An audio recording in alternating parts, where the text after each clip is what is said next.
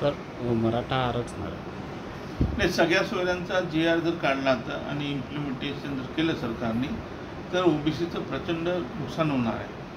शैक्षणिक नुकसान, नोकरीविषयक आणि राजकीय नुकसान पण होणार आहे. पण त्याचबरोबर राज्य सरकार म्हणजे आता जे महायुतीचं सरकार आहे आणि 4 महिन्यांनी आपण निवडणुकीला सामोरे जाणार विधानसभेमध्ये, त्यामध्ये सुद्धा त्यांना फार म्हणजे फटका बसेल. एक तर लोकसभेचा फटका बसलेलाच आहे. त्यामुळे हे जर टाळायचं असेल तर तुम्हाला मधला मार्ग काढायला पाहिजे की जेणेकरून ओबीसीला धक्काही लागू नये आणि मराठ्याला आरक्षण मिळेल. यासाठी मी अनेक वेळा सुचवलेलं आहे की देशामध्ये आपण जो नवीन फॉर्म्युला दिला होता, भारतरत्न कर्पूरी ठाकूर फॉर्म्युला म्हणून फेमस आहे, तो फॉर्म्युला जर लावला तर आरक्षण ओबीसीला धक्काही लागत नाही आणि यांना आरक्षण, मराठ्यांना सुद्धा आरक्षण देता येईल. परंतु सरकार चुकावर चूक करत आहे. आता जरांगे पाटलांची नेमकी मागणी काय? तर त्यांची मागणी आहे की सगळे सोयऱ्यांचा GR अंमलात आणावा आणि त्यानंतर ओबीसीमधून आरक्षण द्यावे. तर आता सगळ्या सोयऱ्यांच्याबद्दल तुम्ही कॅबिनेटमध्ये निर्णय घेणार, परंतु मग ओबीसीमधून आरक्षण देण्याच्या बाबतीत काय भूमिका आहे सरकारची ती त्यांनी जाहीर करावी. ओबीसीमधून आरक्षण देऊ शकत नाही आणि म्हणून सब कॅटेगरायझेशन करणं ओबीसीचं आणि वेगळं आरक्षण त्यांना देणं हाच एकमेव पर्याय आहे आपल्यासमोर.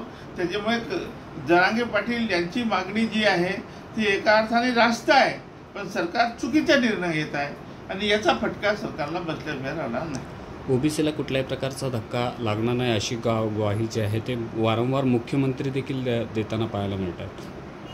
अत्यंत चुकीचं आहे. मुख्यमंत्री महोदय कसं काय सांगतात की ओबीसीला धक्का लागणार नाही? मग ओबीसीला धक्का जर लागणार नाही तर मग जरांगे पाटलांना आरक्षण कसं मिळेल? दोनपैकी एक गोष्ट होईल. एक तर जरांगे पाटील यांना आरक्षण मिळू शकते ओबीसीमधून किंवा मग ओबीसीला धक्का लागणार नाही. या दोन्ही गोष्टी होऊ शकत नाही.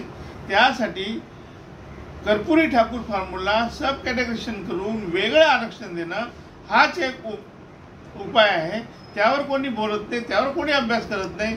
फक्त सांगतात की ओबीसीला धक्का लागू देणार नाही.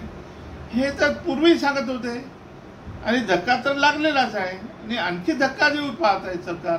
त्याच्यामुळे हे सरकारला फार जड जाणार आहे. माझी सरकारला विनंती आहे की जे उपोषणकर्ते जे बसले आहेत त्यांचं म्हणणं आहे की आम्हाला लिहून पाहिजे की आम्ही ओबीसीला धक्का लावू देणार नाही, ओबीसीमधून देणार नाही. आणि इकडे जरांगे पाटील म्हणतात की मी ओबीसीमधून घेतल्याशिवाय राहणार नाही.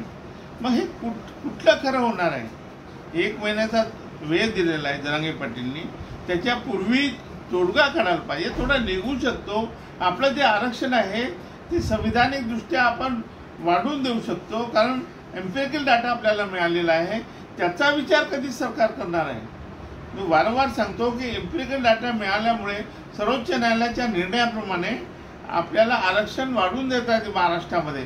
पण त्यावर कोणीच बोलत नाही, कोणी विचार करत नाही, त्याच्यावर काही चर्चा नाही.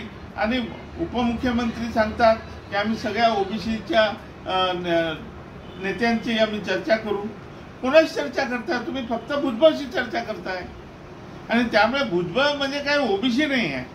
भुजबळ म्हणजे काही सर्वार्थाने सगळ्या ओबीसीचं काही कल्याणकार करणारे व्यक्ती नाही आहे. त्यामुळे ज्यांचा अभ्यास आहे, ज्यांना याच्याबद्दलची माहिती आहे, तर